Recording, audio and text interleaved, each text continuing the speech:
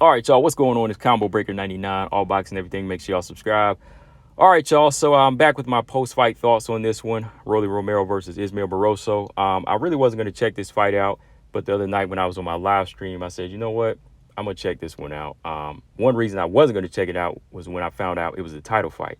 I said, for real? Y'all really giving Romero a title shot when he's been off for almost a year and he's coming off a brutal knockout loss to Tank Davis? Y'all really gonna let this kid go in here and fight for a vacant belt at 140? I was like, wow, this is why you really can't take boxing seriously nowadays. And I think that's why a lot of fans are steering away from boxing, because of things like this, situations like this. You let a kid like Rolly, who talks a lot of trash, talks more than he can fight. Honestly, I'm just being brutally honest here. He talks more than he can fight. And y'all think that's championship material. Y'all go ahead and sanction a fight, give this kid a title fight, and say, oh, he's ready. Got knocked out over a year ago, hasn't done anything since then, but he deserves a title shot. That sounds about right, right?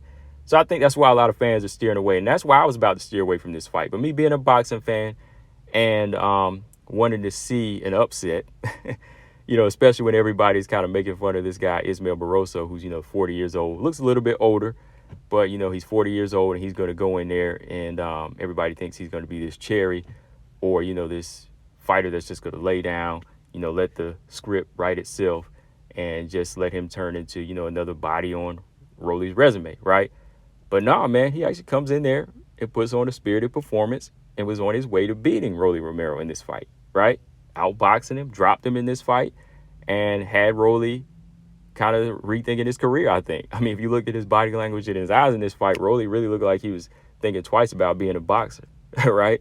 So I was glad I did tune into this fight, but like always, when you have guys like this, the underdog that are on their way to a victory, it gets snatched away. And when I was watching this fight, like midway through it, I said, Barroso is probably going to have to stop Rolly because they're going to rob him in some way. They're going to rob him in some way. If it's not on the cards, it's going to be a situation the way it played out with Tony Weeks. And that's my second reason why a lot of people are turning away from boxing. You had to have two of those reasons happen in one night. I mean, spoon-fed kid like Rolly, who gets a title shot for doing nothing. And then on top of that, when he's on his way to losing, you have a referee that steps in and stops this guy from winning, stops this older guy, this underdog who's worked hard from winning. All right. So, yeah, things like that just kind of really take us away from boxing. I mean, it happens in other sports, too, but it's the fact that boxing's also sanctioning fights like this, sanctioning championship fights like this, putting together these weak fights like this and these kids that aren't ready for titles, just handing out titles and letting them do whatever they want. You know what I mean? Just not even grow, just go in there and put on a subpar performance. And then when it's not going their way, they have certain people in the bag that are going to step in and rob the real worker of their victory. You know what I mean? Like, that's how this fight played out. I mean, from the jump, like in this fight, like I said, you could see Barroso, his activity and his foot movement and his feints were giving Rolly a lot of trouble. Like, Rolly was using a lot of footwork that was unnecessary. He was just like stepping out of the way and resetting himself and, keeping himself from establishing the jab in this fight. Like, Rolly never established the jab. Like, his speed is very weird. It's like he has tape on the bottom of his shoes, the way he's kind of like just herky-jerky in there. So somebody like Barroso, he doesn't even have to be that fast. And it's crazy because even at 40 years old, his reflexes were just much more natural than somebody like Rolly. I mean, he was touching him to the body, hitting him with that left hand at will. Third round, he lined up a nice left hand, back Rolly into the ropes and just dropped him, dropped him right into the ropes. And I think it was kind of reminiscent of Tank. That's why it kind of shook Rolly throughout the fight. I mean, the mid rounds, maybe Rolly picked up one or two rounds where he was just kind of laying a couple of good power shots whenever Barroso would take the rounds off. But Barroso, to me, he was outboxing Rolly throughout this whole fight. He was clearly like always one step ahead. And going into that mid part of the fight and the second half of the fight, he was just clearly outboxing and touching him with the left hand and, cracking him with his right hook too. So to me, I wasn't impressed with anything Rolly was doing. And with what Rolly was doing, this should have just been a tune-up fight. You know what I mean? Like, if this wasn't a title fight, I would say, okay, this is good work for him because this is going to humble him and tell him what he needs to work on. But with them putting a title on the line, it's making us say, okay, what kind of a title fight is this? We're asking ourselves, what kind of a title fight is this? Because you got one guy, Barroso, who I'm not knocking, he taking this, I believe, on short notice. He hasn't really gone on like this huge win streak and beat a lot of guys. Then you got Rolly, like I said, who's coming off a big knockout loss over a year ago. And he's looking like he hasn't learned anything. I'm like, what's the point of this fight? All right. So all the while I'm just watching Barroso doing his thing, and I'm enjoying this fight. I'm starting to enjoy it because we see an old head go in there, son, Rolly.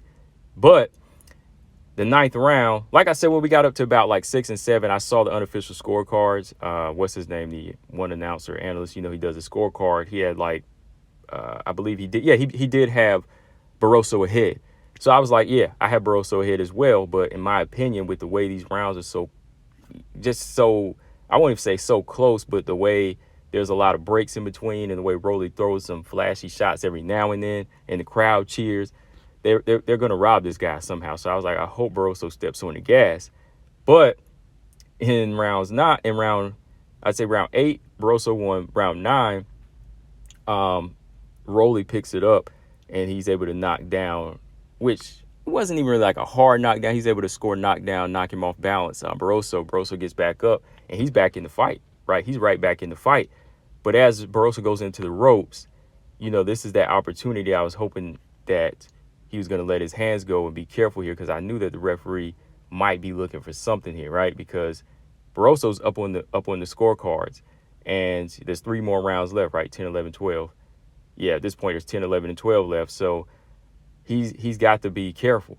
But when he goes into the ropes, this is where Rolly lets go. But in this exchange, y'all go back and look at this. In this exchange, Rolly gets cracked more than Barroso. Barroso doesn't even get hit clean because when he goes into the ropes, Barroso lands a big overhand right, cracks Rolly on the side of the head, knocks sweat off his head.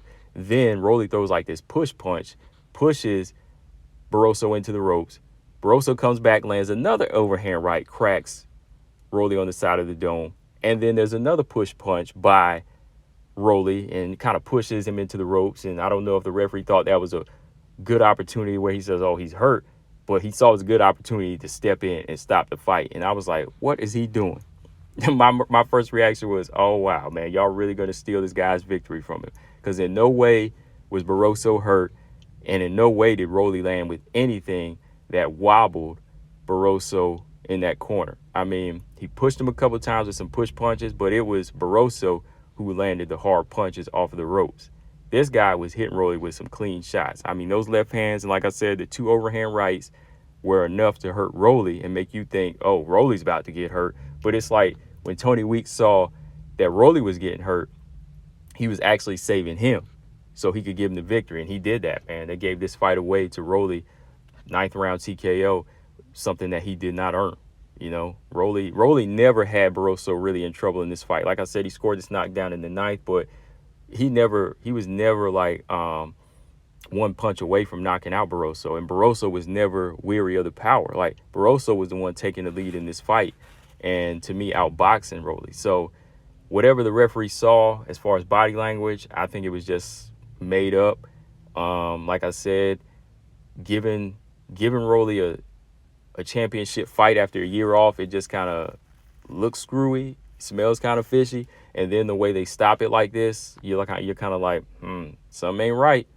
Something ain't right, because clearly Barroso was focused and he was ready to go, and he landed the hardest shots in that barrage. So I saw this fight as a robbery, and the referee, something needs to be investigated here. So that's my thoughts on this one, man. Turned out to be a pretty spirited performance for Barroso, but I just don't like what they did to him, of course, because he was doing his thing. He was winning this fight, and they just wanted to give this belt away, and they were doing that from the jumps. They said, give it to him by any means. I mean, they were giving him a title shot right off top. So they were basically saying, here, Rolly, you get a title, So however this fight turned out, if it went to the cards, they were going to rob him.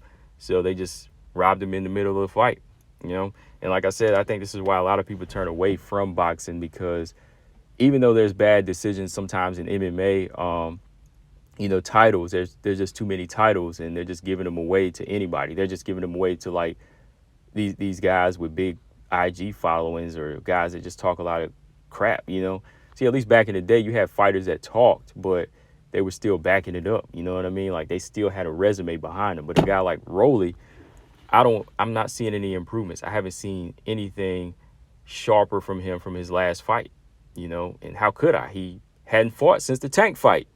You know what I mean? So I don't get it. And now he wants to talk about fighting Ryan Garcia. I really don't want to see that fight, because neither one of these guys are really ready to put titles on the line or say that they're championship material. And then he goes on record to say that Barroso hits harder than Tank. Who cares? Tank finished you. You know what I mean? And you're on the way to losing this fight. So yeah, that's my thoughts on this one, guys. Hopefully boxing cleans itself up. Hopefully this fight this weekend coming up, Devin Haney versus Vasyl Lomachenko, will wash out this type of crap from my memory. You know what I mean? Because this was not a good title fight. This is not a good representation of boxing. Let me know what y'all thought. Combo Breaker 99. I'm out. Subscribe. Peace.